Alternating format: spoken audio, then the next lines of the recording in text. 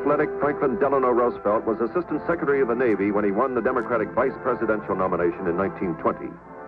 He and the party's number one choice, James Cox, then lost a most unremarkable election. Cox swiftly faded from national scene, but young Roosevelt had made his mark on the voters' minds. He would later make and break more political precedents than any man in national history. Charming, articulate, and able, Roosevelt was destined for historic political success. Born of rich parents, Roosevelt seemed almost a stereotype of America's aristocracy. Then his dreams of political glory, nurtured at Hyde Park, Harvard, and Columbia, appeared demolished forever. Roosevelt was stricken with crippling polio, but by dint of astonishing willpower, he fought back, became New York's governor and his party's presidential choice in 1932.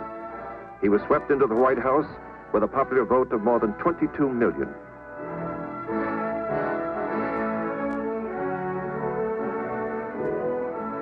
At his inauguration, the man who had conquered his private fears passed his optimistic philosophy to a depression-plagued America.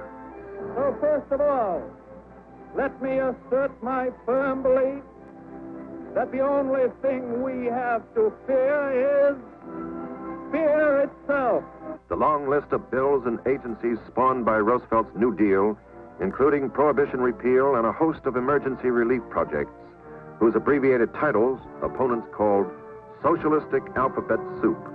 Replying to his critics, Roosevelt said, "Confidence is returning to the manufacturers who, in overwhelming numbers, are comparing the black ink of today with the red ink of many years gone by." In his unprecedented fourth term, Roosevelt conferred at Yalta with Churchill and Stalin near the end of a grueling war. The president returned from abroad, spent and worn. It's been a long journey.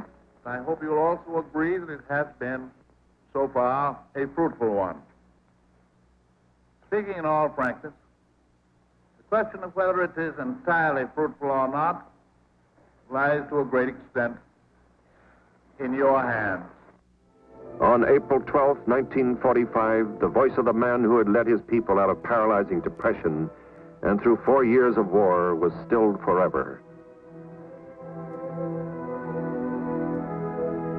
A stunned nation and the immediate family were joined by a world bound in grief. Franklin Delano Roosevelt, beyond reach of partisan or critic, had come to eternal rest.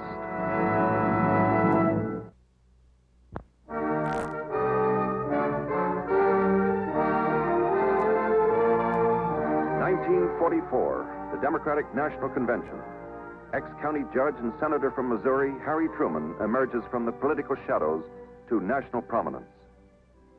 It's been my privilege to be a United States Senator for the past 9.5 years, and I expect to continue the effort which I've been making in that capacity as a United States Senator to help shorten the war and win the peace under the direction of our great leader, Franklin D. Roosevelt. Elected with Roosevelt, Vice President Truman served only 4 months in that capacity before FDR's death dropped the weight of total responsibility on him. On April 12, 1945, the plain Missourian, staggered by the sudden and mighty burden, became President of the United States. Harry Truman was to bear that burden manfully. Few others had achieved his high office as seemingly unprepared, yet few others had risen to the task as well. With victory in Europe, Truman decorated the man who had led democracy's triumph, General Eisenhower. Truman then turned toward Japan and made what was perhaps the greatest single decision of his life.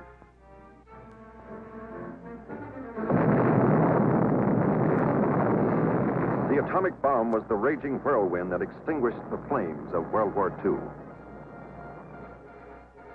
In the presidential campaign of 1948, Truman, bidding for election on his own, was given little chance of winning.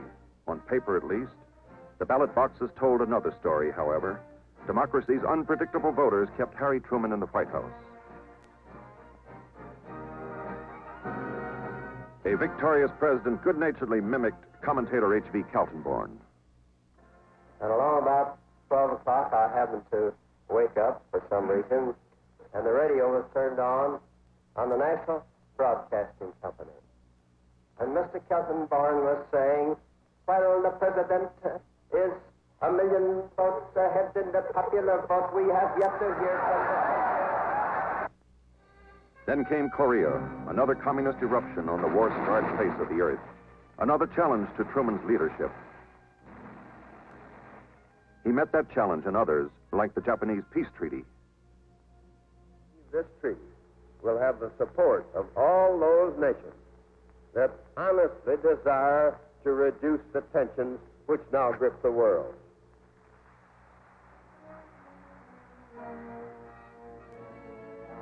In 1953, Truman had a friendly greeting for newly elected Dwight D. Eisenhower. The retiring president passed the torch of freedom to his honored successor. That torch, ever in danger of being extinguished by hostile forces, still burned. A resolute American named Harry Truman had seen to that.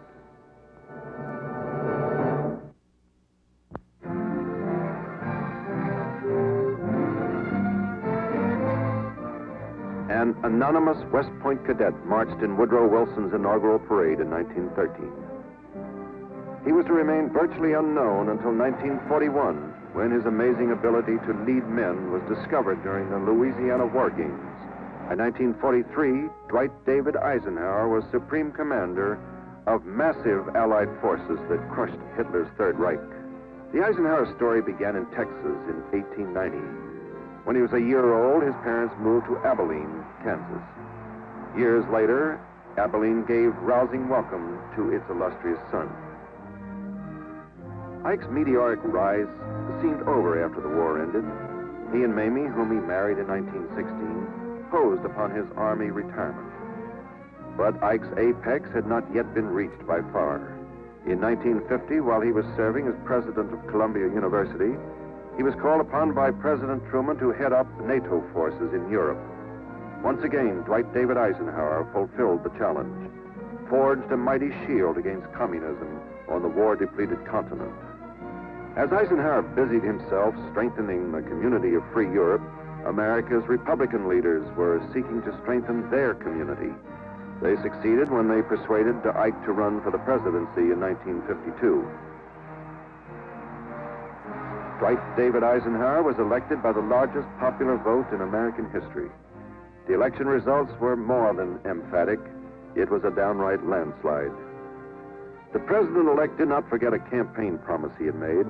He had pledged to go to Korea to help end that bloody war. He fulfilled that promise. On Korea's frozen plains, another drama was played out, but this time in the shadows. Ike's son, John Eisenhower, was serving in Korea. Aware of his vulnerable position as father and president-to-be, Ike figuratively handed the young major a pistol. Use it, son, if you are ever captured by the Reds. He told the son that he could not serve properly as president if John were held as a hostage over his head. Eisenhower returned to Washington for his 1953 inaugural, climaxing a phenomenal rise. Out of the cadet ranks, up through the grades, slowly but surely, blueprinting one of the most inspiring victories in the history of war, and now dedicated to preserving a just peace. Chief Justice Vinson administered the oath of office, and Ike took over the helm of America, the wheel of the ship of freedom. He guided her course through two momentous turns. Dwight David Eisenhower bore the mark of a good man. Integrity, honesty, morality, goodwill, and above all, the ability to communicate these gifts. But it was the people of the United States and the people of the world who said it best. We trust this man.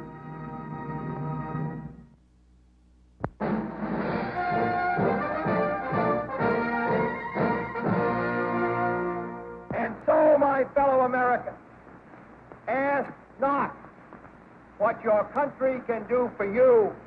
Ask what you can do for your country. In 1952, 8 years before President John Fitzgerald Kennedy uttered those challenging words, he scored one of the few major Democratic victories in a Republican landslide year. He decisively defeated incumbent Henry Cabot Lodge in the Massachusetts senatorial race. Thus, he dramatically established his political destiny. The following year, 1953, Senator Kennedy was married. His bride was the beautiful socialite Jacqueline Lee Bouvier. As a politician and a man, his future seemed boundaryless. In 1956, he barely missed his party's vice presidential nomination.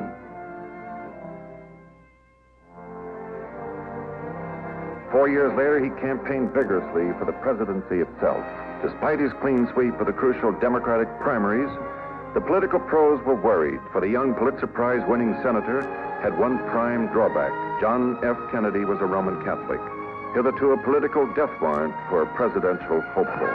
But when he arrived triumphantly in Los Angeles in July 1960 for the Democratic Convention, Kennedy was confident that he would prevail over the religious issue, as he had heroically prevailed over the odds in the Pacific when his PT boat was split in half and sunk during World War II. John F. Kennedy was undoubtedly the front-running Democratic candidate. One of the candidates for the office of the presidency said a couple of days ago that I didn't have as much gray hair as he does. Well, we put that gray hair in his head, and we're going to continue to do so.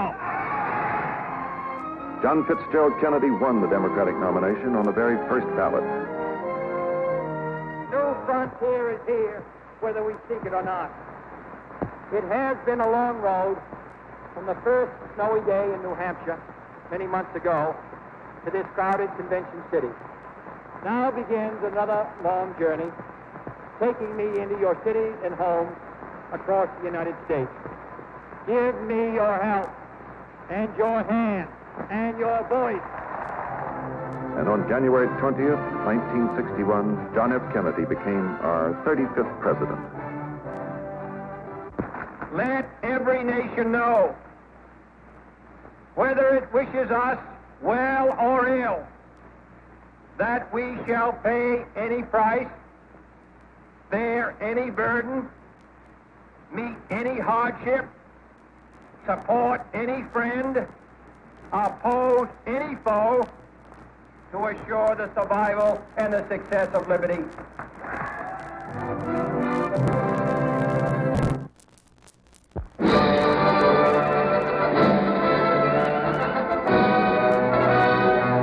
Babe Ruth was born in the slums of Baltimore. He came to baseball out of St. Mary's Industrial School for underprivileged boys. First with Baltimore and then with the Boston Red Sox, he starred as a pitcher.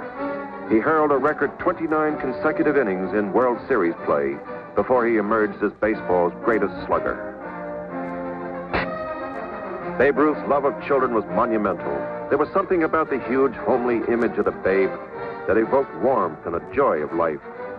He had a St. Bernard's tenderness, beautiful in its awkward innocence. He caught the imagination of fans everywhere. No one was lukewarm about the babe. He amassed more records than any other man in the annals of baseball. The great Bambino was sold to the New York Yankees in 1920 for what was then a record price. Under Miller Huggins, Pitcher Ruth became a full-time outfielder. And the rest, as they say, is history.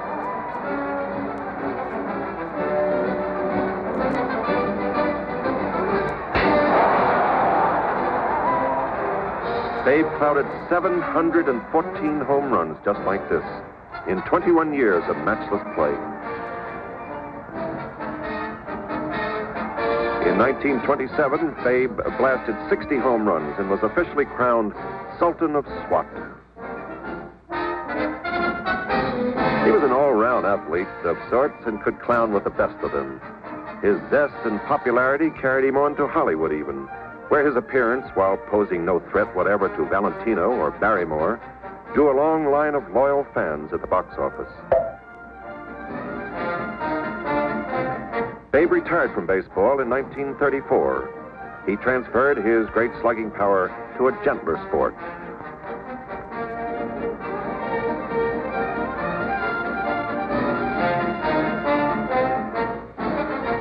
His coordination, considering his unathletic torso and spindly legs, was just awesome.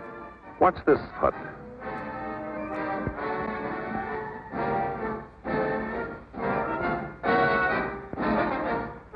In 1948, gravely ill with cancer, Ruth returned to the Yankee Stadium, the arena that is his monument.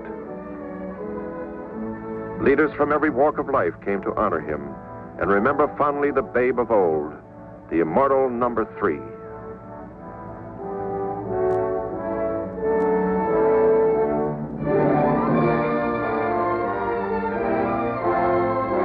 The babe died soon after that. His name is forever enshrined in baseball's Hall of Fame at Cooperstown, New York. Hard as a bat, soft as a glove. That was Babe Ruth.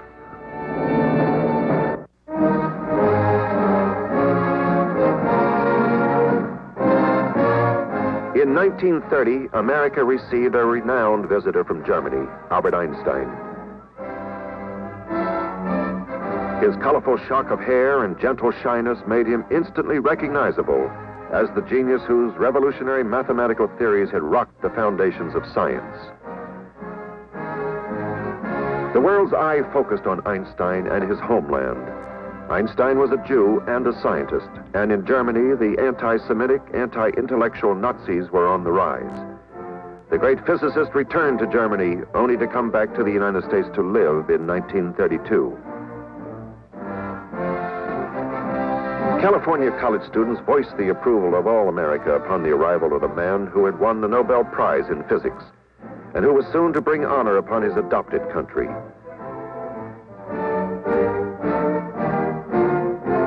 The warm welcome made it clear that Europe's loss was America's gain.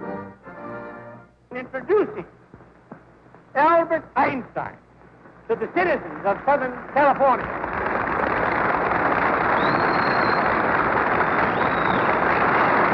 In den wunderbaren 2 Monaten, die ich in ihrer Mitte, in diesem gesegneten Lande verbringen durfte.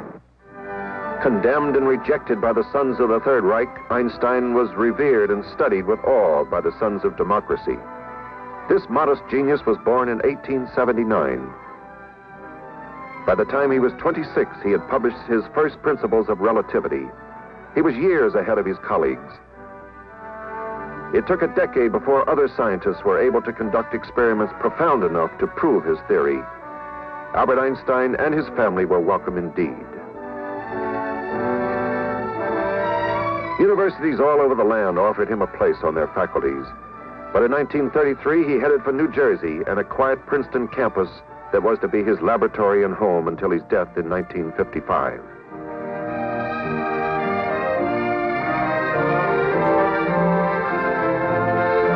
Einstein's adopted countrymen showered him with well-earned honors, such as the Franklin Medal, and the scientists returned the homage tenfold. It was Einstein who, despite his pacifist convictions, privately informed President Roosevelt of a powerful new weapon potential. Thus, the atomic bomb project was born. At Princeton's bicentennial in 1947, some of America's great sons, Dwight Eisenhower, ex-President Herbert Hoover, and President Harry Truman, stood side by side with this gentle genius named Einstein. Statesmen like Israel's Ben-Gurion united in homage to Albert Einstein, a simple man who changed the world.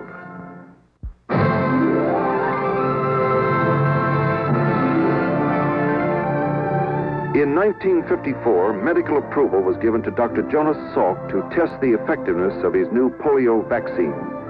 440,000 youngsters in 40 states of the Union were given Salk vaccine shots, while 210,000 received dummy shots. Volunteers took part in the largest medical test of its kind ever attempted. In all, more than 1.5 million children were scientifically observed in a gigantic comparison test.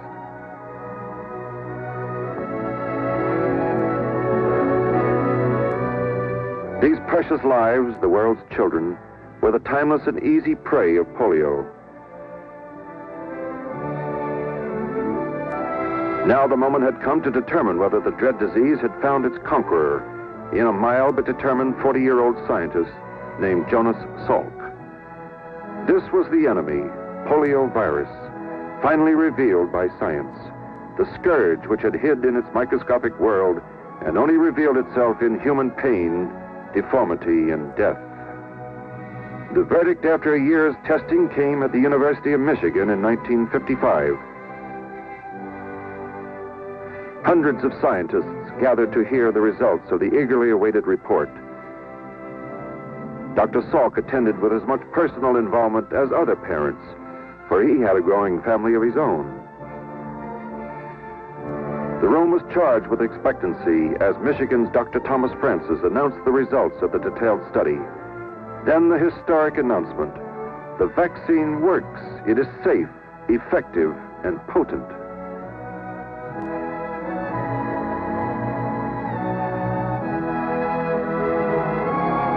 Not one child who completed the Salk vaccinations died of paralytic polio. Salk's exhausting labors of many years had paid off. Avoiding the limelight of fame, Dr. Salk returned to his laboratory to resume the task of easing pain, eliminate other diseases. A man who, above all earthly things, valued human life.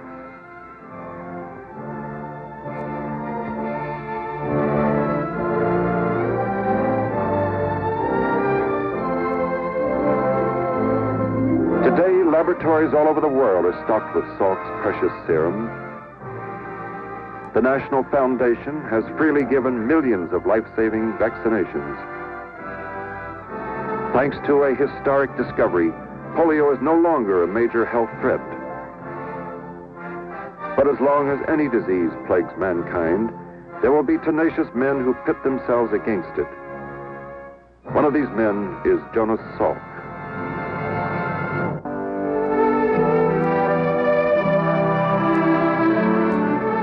To Menlo Park, New Jersey in the 1880s came a partially deaf, unschooled young man out of Ohio and Michigan, destined to become the genius who brought new light to the world.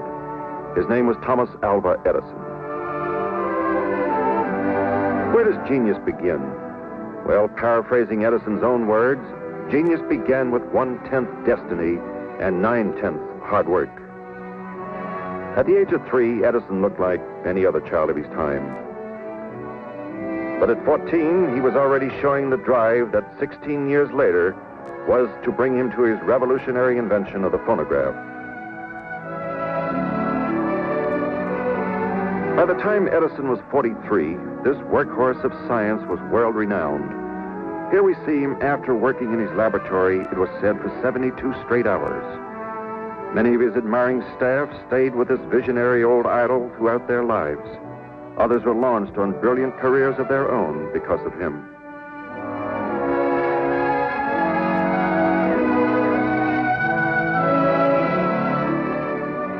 Long famous as the Wizard of Menlo Park, Edison's legendary capacity for work spanned half a century and produced well over 1,000 inventions. Here is an actual recording on his first phonograph.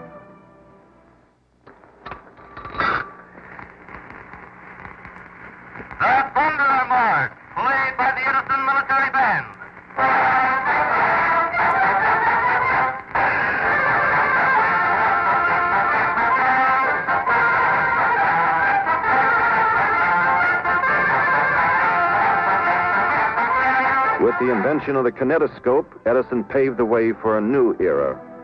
Further developments led to his production of America's first film classic, The Great Train Robbery.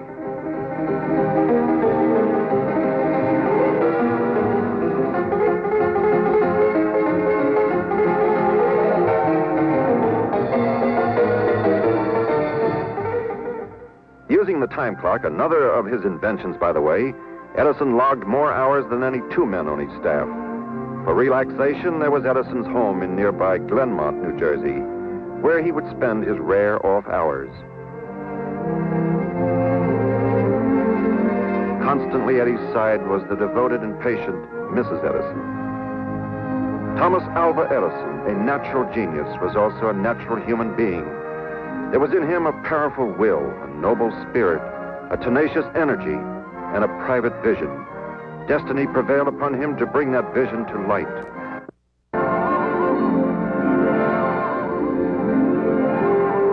This is the Wright Brothers Memorial. Rising 60 feet above the sands at Kitty Hawk, North Carolina, its granite tower symbolizes the ancient promise that was fulfilled in powered flight.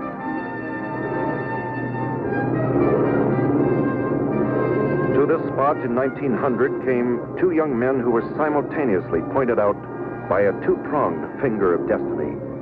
It had fallen to them to lift the dream of flight out of the past and to send it soaring into the future.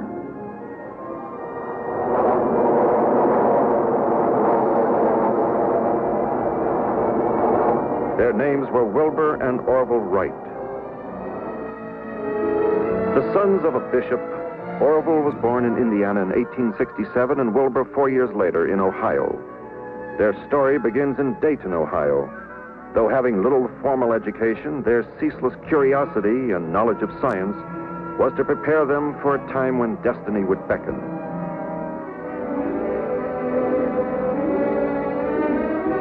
Later, the energetic Wright brothers could be seen leaving this little white frame house on another cooperative venture, this time a bicycle shop.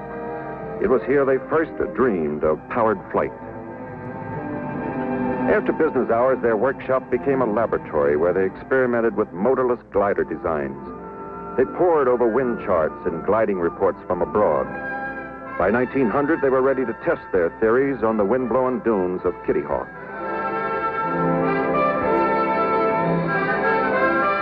In their field hangar and tool shop, they probed radically new concepts on wind behavior. And finally, here they shaped the first practical airplane to be self-powered. The time had come to leave the laboratory now. The time had come to fly. Here we see Orville as modern aviation spreads its first timid wings. The world, little knowing or caring, paid small heed to this day in December of 1903.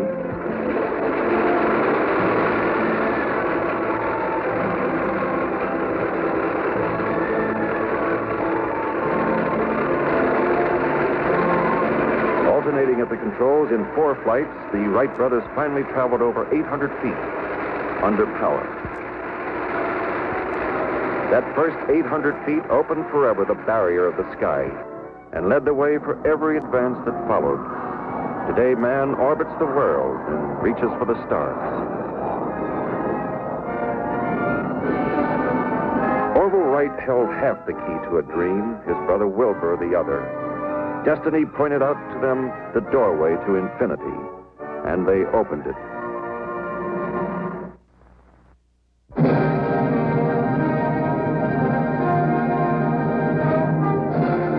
This plane and its pilot were destined to soar into history. The Spirit of St. Louis, landing in New York after setting a transcontinental record, had an obscure airmail pilot at its controls, a man who had arrived to enter the deadly transatlantic race to Paris. His name was Charles A. Lindbergh.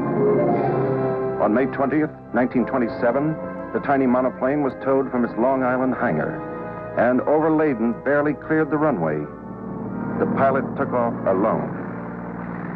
An anxious world followed every news bulletin. Station 2RN Dublin calling. The American flyer Lindbergh passed over Dingle Bay on the Irish coast at a low altitude at 1:30 this afternoon. Lindy made it, landing amid 100,000 cheering Parisians who staged the wildest demonstration since the end of World War I. He was awarded the French Legion of Honor, and an American Navy cruiser dispatched by President Coolidge carried both plane and pilot back to Washington. There, Lindy received the Congressional Medal of Honor. Married to Anne Morrow, Lindbergh happily settled in New Jersey, but tragedy struck in 1930 with the fatal kidnapping of their first child. International headlines followed the case to this small New Jersey courthouse, where District Attorney David Willentz established the guilt of kidnapper Bruno Richard Hoffman. When you told the police that it was this $20 came from $300 which you had saved up, which you had gotten from your friends and which you got from the bank, that was not the truth, was it? When Europe went to war, Lindbergh felt we should remain neutral. When England asks us to enter this war, she is considering her own future. In making our reply, I believe we should consider the future of the United States and that of the Western Hemisphere. But once America was committed to war, Lindbergh pitched in mightily. He was secretly flown to the Pacific, where our bombers were suffering heavy losses. Fighter planes, unable to carry enough fuel, could not protect the bombers on long-range missions. Lindbergh devised a method for increasing the P-38's range and changed the course of the air war. His life-saving achievement advanced him to general in the Air Force Reserve. But it was Colonel Lindbergh Americans best remembered. Of him, Jimmy Walker said in 1927, "New York is yours. I didn't give it to you. You won it. And before you leave, you'll have to provide us with a new street cleaning department." But Will Rogers perhaps best described this man of destiny. Every man that flies the ocean from now on will always be just an imitation of Lindbergh.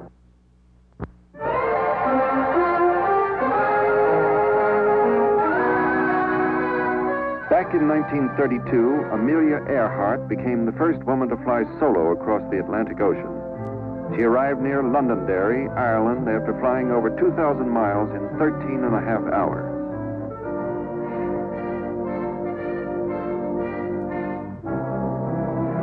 The lithe figure of the smiling lady with the tousled hair captured hearts everywhere, captured imaginations and headlines as no flyer had before her.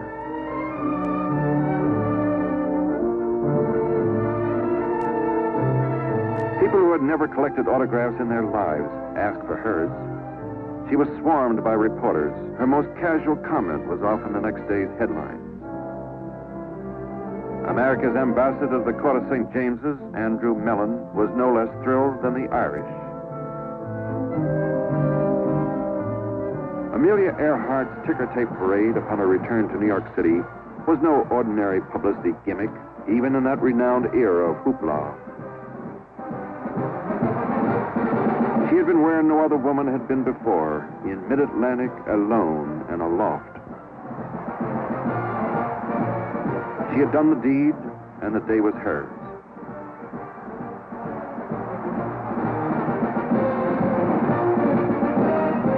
Miss Earhart was acclaimed for her competitive daring, but also admired for her grace and charm.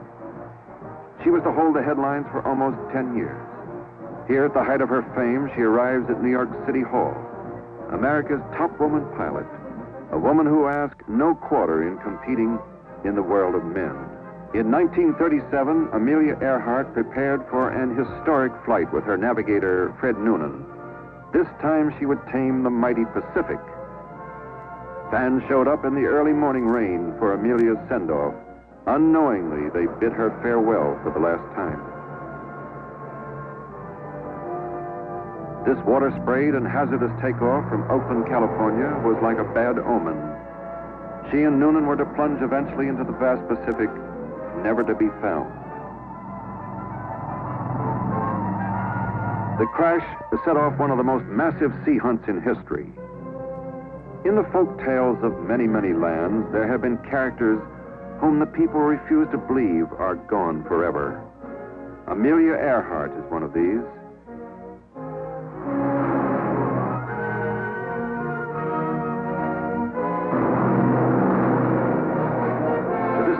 Pilots flying over the vast stretches near Howland Island in the far Pacific cast a searching glance seaward in the remote hope that somehow, somewhere, Amelia Earhart still lives, as her memory still lives upon the honor roll of destiny.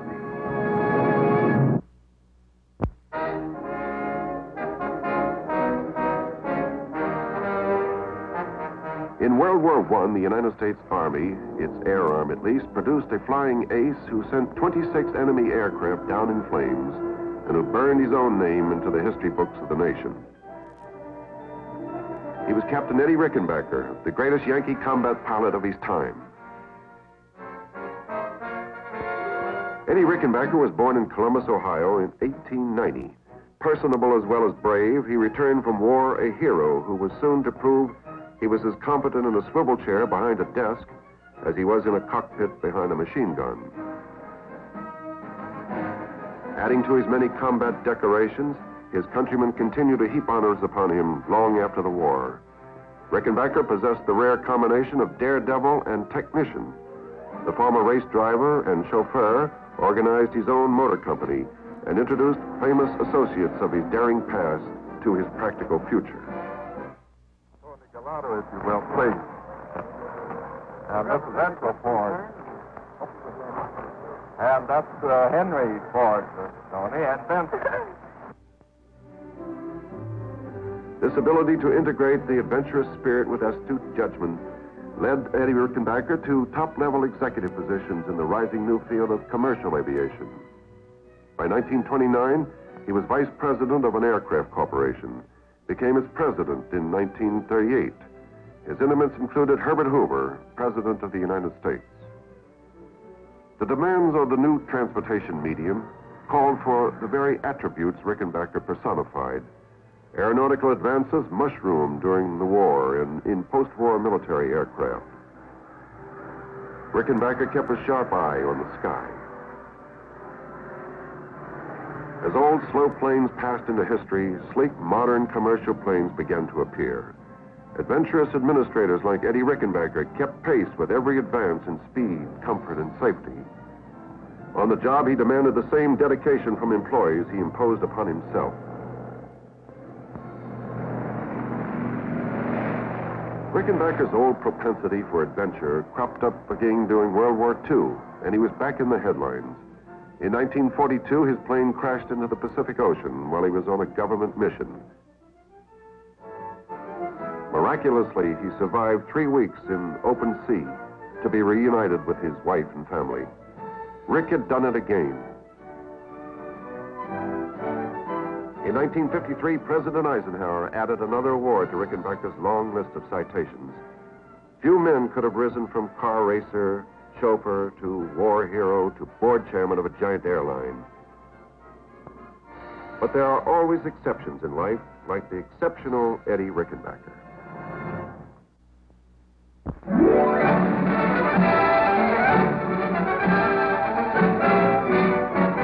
Rogers, seen here with Tom Mix, an early cowboy great, skyrocketed from Oklahoma's Indian Territory to take his place among the brightest stars of Broadway and of Hollywood. In filmland, he became so popular he was elected mayor of Beverly Hills.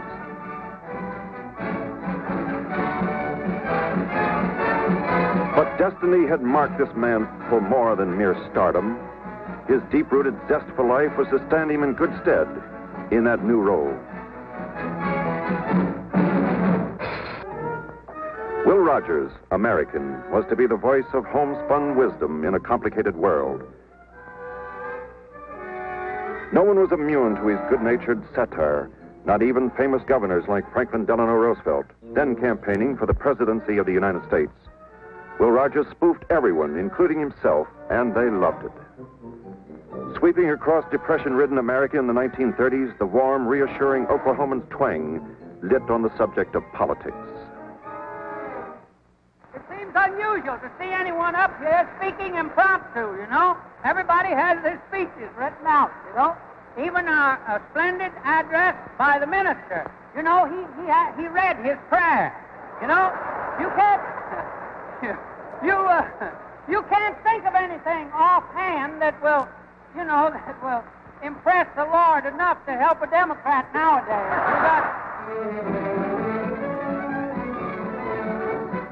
Gaining high office in this land of ours offered no sanctuary whatsoever from Will's humorous jibes. America's Vice President John Nance Garner was soon to learn. Born in 1879 in rough prairie country, Will Rogers laughingly proved he could take the tough Texas wit of the rugged old VP in return. A frequent visitor to Europe, the prestige of America rose in proportion to the amount of people Will Rogers got to meet.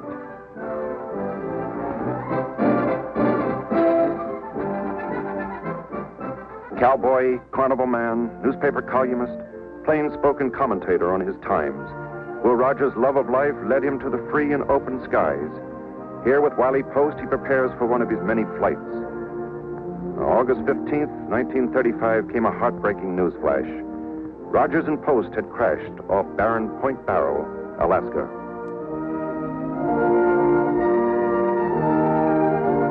The bodies of Rogers and Post, reclaimed from the fog-shrouded crash site, were returned to us. The voice that once had brought hopeful enlightenment to millions was extinguished, and it seemed lost to us forever.